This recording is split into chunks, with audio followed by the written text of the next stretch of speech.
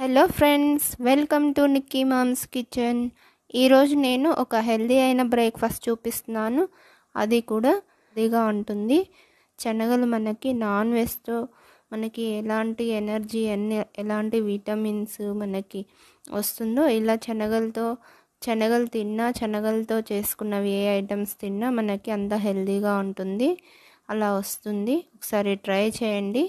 ఇక్కడ నేను ఈ శనగలు ఒక 4 అవర్స్ నానబెట్టుకొని మిక్సీ జార్లో వేసుకొని బాగా మెత్తగా గ్రైండ్ చేసుకుంటున్నాను.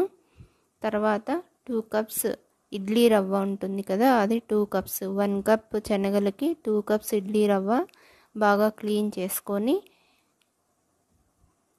ముందు రెడీ చేసి పెట్టుకున్న శనగల్ని గ్రైండ్ చేసుకున్నాం కదా, అది ఒక బౌల్లో తీసుకొని ఇడ్లీ రవ్వ అందులో వేసుకొని బాగా మిక్స్ చేసుకోవాలి.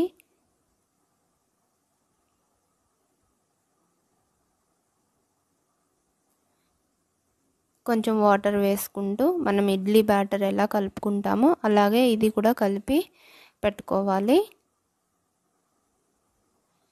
కలిపి పెట్టుకొని ఒక 6 అవర్స్ పక్కన పెట్టుకోవాలి, లేదంటే ఓవర్ నైట్ అయినా పెట్టుకోవచ్చు. మనం ఇడ్లీ బ్యాటర్ ఎలా రెడీ చేసుకుంటామో అలానే. తర్వాత 6 అవర్స్ తర్వాత కొంచెం సాల్ట్ వేసుకొని ఇలా బాగా మిక్స్ చేసుకోవాలి.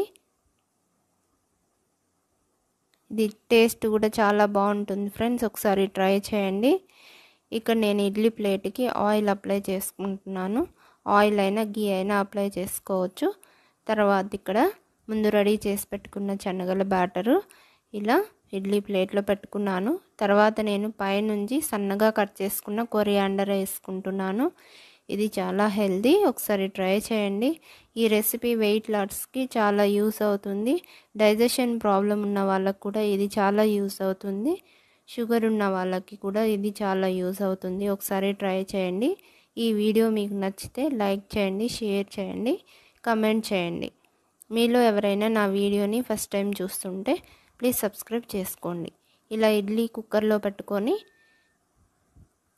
కుక్కర్ విజిల్ వచ్చే వరకు ఉడికించుకొని ఇలా మనం పైనుంచి చూస్తే మనకి టచ్ అవ్వకుండా ఉంటే ఉడికినట్టు అవుతుంది, స్టిక్కీగా లేకుంటే.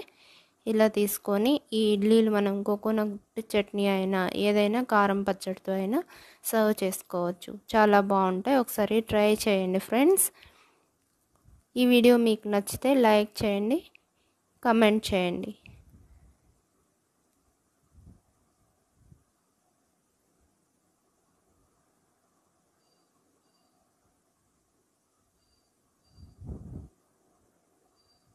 Thank you for watching.